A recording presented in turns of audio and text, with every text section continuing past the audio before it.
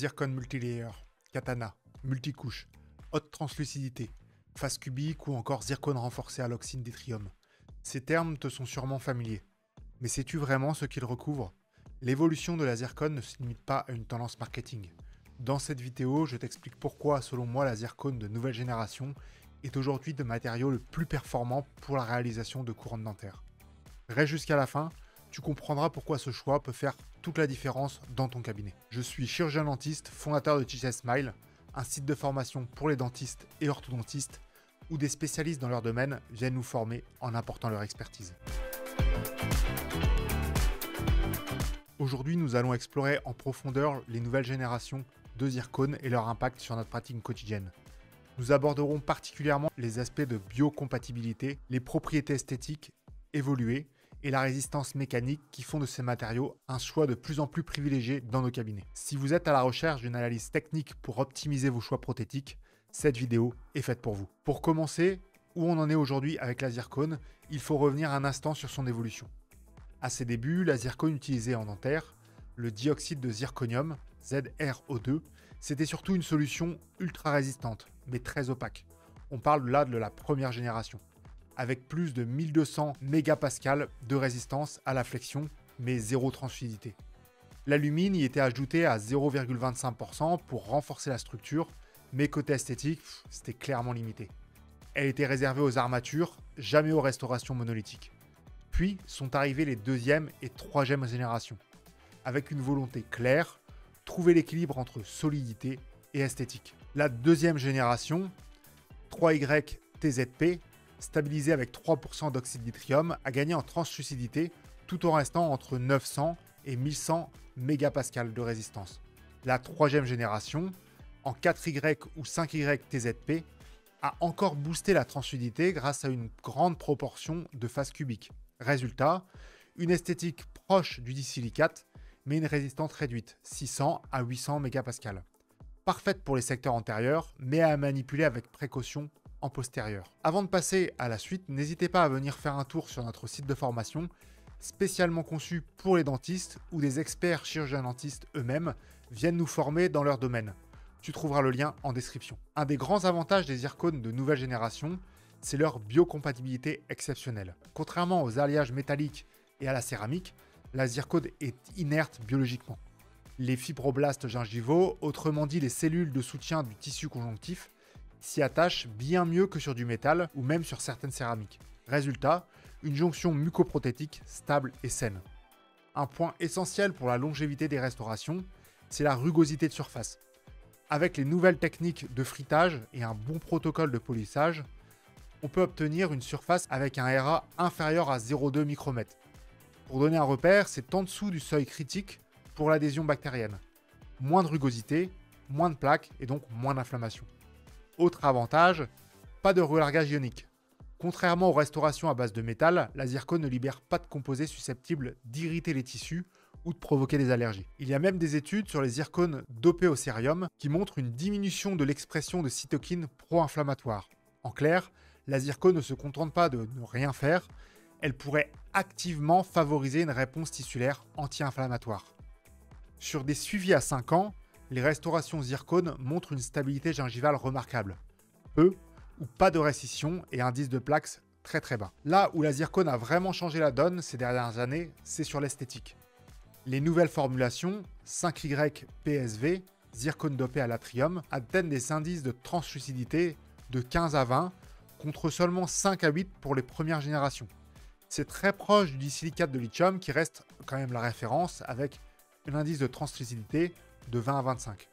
Mais ce n'est pas tout. Les fabricants maîtrisent désormais les coordonnées Cielab. C'est un échéancier de couleurs très performant permettant de mimer au mieux la teinte naturelle, ce qui permet une correspondance bien plus précise avec les teintes naturelles. Et grâce aux oxydes de terre rares, comme l'europium ou le cérium, la zircone peut même intégrer une fluorescence intrinsèque, rendant les restaurations naturelles même sous la lumière UV. Comme on voit par exemple sur les réseaux avec des personnes qui sourient en pleine boîte où on voit les dents très fluorescentes. Et puis, il y a les fameuses multilayers. Certains disques offrent jusqu'à 6 zones de transition différentes. En incisal, plus de translucidité. En cervical, une saturation plus marquée et une luminosité qui diminue progressivement pour un effet tridimensionnel sans stratification. Ce qui est fou, c'est qu'on peut aller jusqu'à des épaisseurs de 0,4 mm en antérieur, sans compromettre la solidité. On entre clairement dans une logique de préservation tissulaire maximale.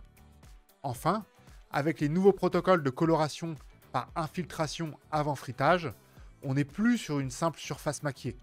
On a une profondeur optique, une teinte dans la masse qui est stable dans le temps et sans risque d'usure du maquillage. Une question qui revient souvent, est-ce que ces zircones plus esthétiques sont toujours assez résistantes pour les zones postérieures?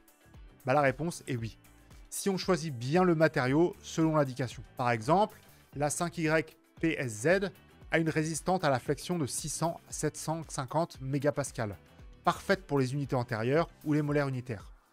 La 4Y PSZ montre, elle, une valeur de 750 à 900 mégapascales utilisable même pour les petits bridges.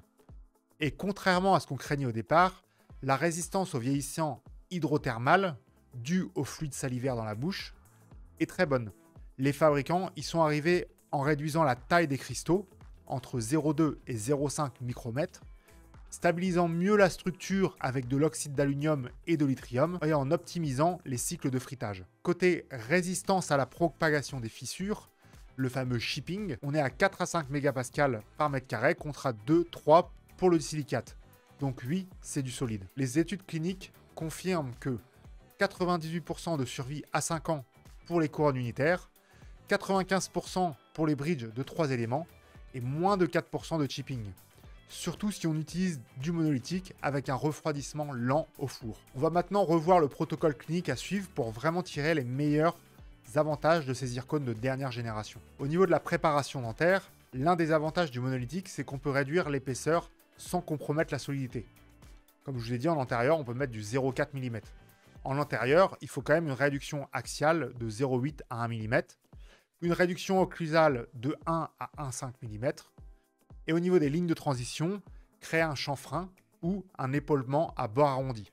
Et surtout, pensez bien à arrondir tous les angles internes, le rayon d'au moins 0,5 mm, ça c'est la théorie, sinon on crée des points de concentration et de contrainte qui risquent de casser la zircone. Tout ça, c'est ce qui permet à la zircone de jouer pleinement son rôle de matériau biomécanique fiable. Collage ou scellement. Le collage est idéal quand on manque de rétention mécanique. On a souvent dit qu'on ne pouvait pas coller la zircone, mais c'est faux. Un protocole de collage est possible. Voici les étapes à ne pas rater. Sablage interne à l'oxyde d'alumine 50 microns, avec une pression de 1 à 1,5 bar. Application d'un primer, on préconise le 10 MDP, qui reste quand même le plus fiable sur les surfaces zirconiques. Et on colle avec un ciment résine auto-adhésif, ou encore mieux, une résine composite préchauffée, pour une viscosité optimale. Est-ce qu'on a besoin du silane? Eh bien non, parce que le silane ne fonctionne pas, car il n'y a pas de silice. Donc pas d'adhérence du silane. Et pour le scellement conventionnel, c'est parfois plus adapté, par exemple si la préparation est bien rétentive, ou si le champ opératoire est difficile à isoler, ou si le patient a un risque cario très élevé, avec l'intérêt du relargage du fluor dans le ciment qui est utilisé. Parce que oui, on utilise le CVI MAR, qui est plutôt préconisé, un ciment vert ionomère modifié par résine qui va relarguer du fluor et donc diminuer le risque de carie. C'est une très bonne option. Et voici le protocole simple à réaliser. Sablage modéré à l'intérieur de la zircone, de la couronne. Nettoyage à l'alcool ou à l'acide orthophosphorique 37% pendant environ 20 secondes. Rinçage abondant et séchage doux. Application du ciment vert ionomère. Pression digitale ou avec un enfonce couronne pendant la prise initiale. Et retrait des excès à l'état de gel avec une sonde exploratrice. A noter que le phosphate de zinc, même s'il est encore utilisé, n'est plus recommandé, car il est trop soluble, surtout à long terme. Et après la pause, comment doit-on gérer l'occlusion et les finitions? Parce que oui, les finitions sont cruciales, notamment au niveau du polissage. D'abord, on passe aux fraises diamantées à grains décroissants, rouge, jaune, blanc, puis au polissage avec des pâtes diamantées spécifiques. Éventuellement, une glasure très légère, mais je recommande de privilégier essentiellement le polissage mécanique, surtout dans les zones occlusales. C'est plus durable et surtout ça limite l'usure antagoniste. Parce que une zircone qui n'est pas polie va vraiment abraser complètement vos dents antagonistes. Donc ce qu'il faut retenir, c'est que la zircone de dernière génération, c'est vraiment le matériau à tout faire. C'est un équilibre maîtrisé entre biocompatibilité, résistance mécanique et adaptation optique et surtout une grande souplesse clinique. Avec des taux de survie supérieurs à 95%, une rugosité de surface inférieure à 0,2 microns et des résistances à flexion qui couvrent la majorité des indications cliniques, on a clairement aujourd'hui un matériau de référence. Et les perspectives sont encore plus intéressantes, avec des nanoparticules bioactives qui vont être en cours d'intégration dans les matrices zircones, des nouvelles zircones avec des gradients fonctionnels qui vont permettre de encore mieux mimer l'esthétique naturelle, et les constructeurs vont même intégrer des algorithmes d'occlusion dynamique directement dans les logiciels de CFAO pour personnaliser encore plus les restaurations zirconium. Alors, si tu veux passer au niveau supérieur dans la réalisation de tes couronnes, c'est peut-être le moment d'adopter pleinement ces nouvelles générations de zircone. N'hésite pas à partager ton retour d'expérience en commentaire, à liker si cette vidéo t'a été utile et à t'abonner pour ne rien rater des prochaines analyses techniques. Je te mets en description toute la biblio utilisée pour cette vidéo. À très bientôt pour une nouvelle vidéo.